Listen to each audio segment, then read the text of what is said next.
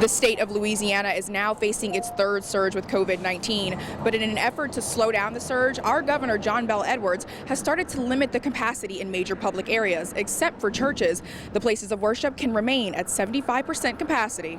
I spoke with one pastor in Lafayette who says social distancing has never been an issue at his church. We're around a 100-member church, so it's not that big of a church. You can't do the capacity thing. We can only get around 20 to 25 people in our sanctuary with social distancing, if you consider like a 6-foot radius. Pastor Sasser says many in his congregation are elderly, so he worships outside and online when necessary. Governor John Bel Edwards says churches and places of worship should still remain cautious. Remember, that's a maximum. You still have to be able to physically distance 6 feet between members who are not part of the same household.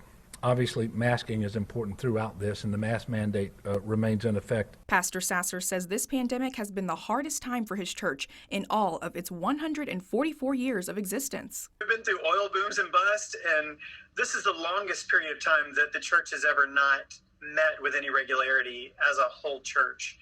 And it is very hard, but because we're looking at it from a perspective of faith, that's what holds us together. Pastor Sasser says he realizes restrictions applying to some and not others may seem unfair, but he believes what's really unfair is risking everyone's health.